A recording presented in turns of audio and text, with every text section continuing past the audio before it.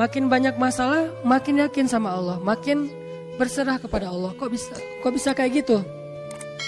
Ada orang yang ketika makin banyak masalah, makin ragu sama Allah. Ini Allah maunya apa sih? Gitu kan? Ketika makin banyak masalah, makin kayak mempertanyakan takdir dan ketentuan Allah. Kenapa kok saya yang ngalamin ini?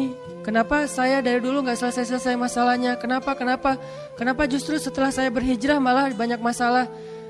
Kenapa para sahabat sebaliknya? Makin dikasih ujian, makin wa ma zadahum illa imanan wa taslima. Gak bertambah kecuali iman dan kepasrahan. Jadi dikasih ujian malah makin yakin sama Allah, bukan makin ragu. Misalnya dia ganti nih model transaksi dagangnya, bisnisnya. Yang tadi mungkin syubhat atau haram, sekarang dia pakai model transaksi bisnis yang halal aja deh, yang aman-aman aja. Gara-gara transaksi yang halal malah banyak masalah. Masih mending kalau masalahnya cuman berkurang income-nya. Ini malah ditipu orang lah, rugi segala macam. Mulai mempertanyakan, nih bener gak ya saya ngambil jalan yang syariat segala macam, kok malah makin susah nih kelihatannya. Kenapa kita ketika diuji malah jadi ragu sama Allah? Kenapa saya katanya kalau misalnya saya jujur, saya akan dapat kebaikan. Ini gara-gara jujur malah gak lulus. Ya mungkin gak belajar tapi jujur. Yang satu lagi yang gak jujur malah nilainya bagus mungkin. Misalnya gak belajar tapi dia dusta. Kenapa para sahabat ketika diuji malah makin yakin sama Allah? Malah makin pasrah kepada Allah. Karena mereka pegang janji Allah. Itu salah satu tipsnya. Kalau kita pengen tetap woles pas menghadapi kesulitan, pegang janji Allah. Makin kita kuat pegang janji Allah, diuji, kita makin pasrah sama Allah. Ya Allah, saya kan yakin sama Engkau memegang janjimu. Ketika diuji, saya berharapnya balasan dari Allah, pertolongan dari Allah. Kayak yang pernah saya sampaikan dulu, kalau kita dapat musibah, yakinlah kepada janji Allah. Siapa yang membaca doa yang diajarkan Nabi, nanti Allah akan ngasih ganti yang lebih baik gitu kan ya. Allahumma ajurni fi musibati wa khluf li khairam minha. Ya Allah, beri saya pahala dalam musibah ini, beri saya ganti yang lebih baik darinya. Kalau kita pegang banget dengan janji Allah lewat doa ini, kita ketika dapat musibah setidaknya gak akan panik habis-habisan, gak akan putus asa dalam menunggu pertolongan Allah. Setidaknya kalau gak bisa woles-woles amat, gak bisa tenang-tenang amat, minimal gak panik habis berlebihan. Kalau musibahnya musibah kematian, gak bikin kita meratapi kematian. Kenapa? Kita pegang janji Allah SWT.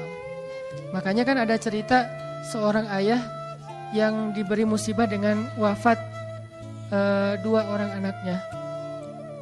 Anak laki-laki pertama meninggal. Dia bilang innalillahi wa inna ilaihi rajiun. Anak laki-laki kedua meninggal. Dia bilang innalillahi wa inna ilaihi rajiun. Semua ini milik Allah. Allah yang memberi, Allah juga yang mengambil kembali. Suka-suka Allah, pasrah gitu. Nerima, ridho dalam bahasa agama. Bukan ikhlas ya. Kalau ikhlas itu dalam bab ibadah. Kalau dalam bab takdir namanya ridho. Raditu billahi robba. Saya ridho deh dengan ketentuan Allah, itu namanya ridho. Bukan yang ikhlas ya. Ikhlas apaan? Orang gak lagi ibadah kan? Lagi ada musibah. Jadi bukan yang ikhlas ya, bukan. Tapi yang ridho ya. Kalau mau lebih tepat nih, tapi gak apa-apa deh, pakai bahasa kita aja. Tapi kalau mau lebih tepat maknanya, yang ridho ya, sing ridho ya gitu. Bukan sing ikhlas. Karena ikhlas itu ibadah ritual. Nah, dia ridho tuh. Innalillahi wa inna ilaihi raji'un. Innalillahi wa inna ilaihi raji'un. Yang ketiga, meninggal juga. Dan dia mulai agak ragu nih. Kok gini-gini amat ya. Suatu malam dia bermimpi 2 anaknya itu dalam mimpi itu ayah ini mau jatuh ke sebuah jurang yang di bawahnya api, kayak api neraka gitu. Ditarik sama 2 anaknya, cuman gak kuat. Kata mereka, seandainya adik ada di sini pasti bisa narik nih, bisa nyelamatin ayah. Kalau adik ada di situ, kenapa cuma 2 yang nolong? Karena 2 itu yang dia ridho, yang satu lagi gak ridho. Akhirnya cuma 2 orang yang bisa nolong dia di akhirat. Bangun dari mimpi dia sadar, oh ternyata justru Allah pengen nolong dia di akhirat dengan musibah itu. Dan buat anaknya juga kebaikan nanti di akhirat masuk surga. Akhirnya dia bilang innalillah wa inna ilaihi rajiun, astaghfirullahalazim. Hidup kadang kayak gitu. Ketika kita pegang janji Allah, ada sesuatu yang kita tunggu di dalam kesulitan hidup kita, sehingga buat kita selalu punya harapan.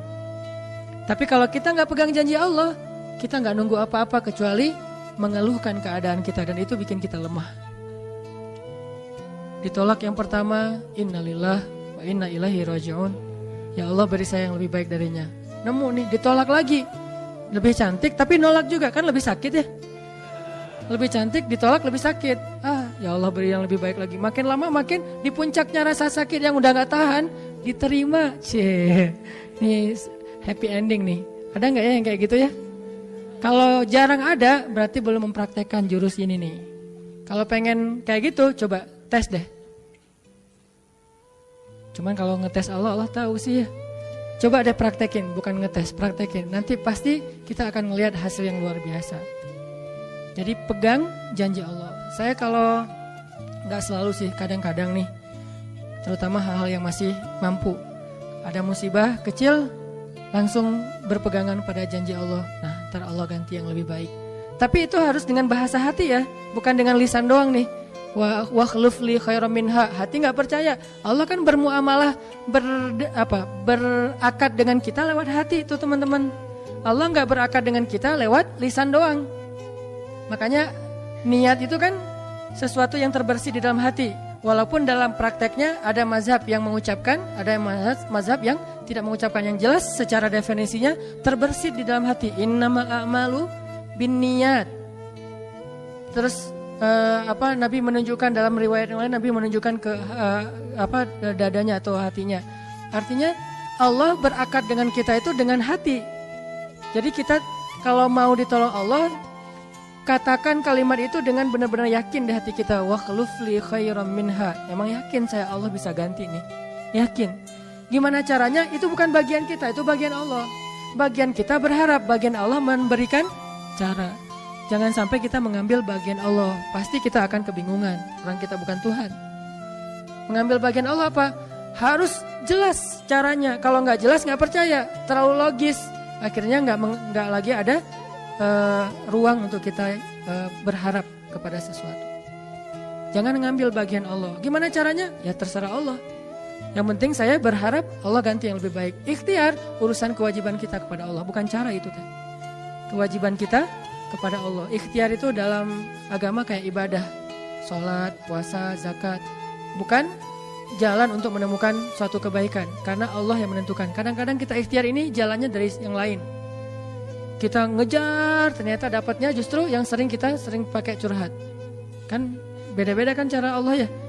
Kita ngejar, gak berhasil, curhat lagi ke teman kita di sebelah. Ternyata dia, bukan dia yang jadi sama dia, kita jadi sama dia gitu maksudnya. Ini artinya emang Allah yang punya cara. Asbab, subul. Walladzina jahadu fina lanahdiyannahum subulana.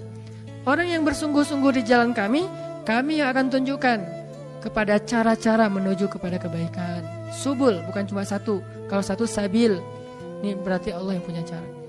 Ya Allah, beri saya ganti yang lebih baik. Saya yakin banget nih. Kata teman kita, caranya gimana? Kayaknya mustahil deh. Allah punya cara. Allah bisa mendatangkan sesuatu dengan cara-cara yang kita mengerti, ilmiah, logis.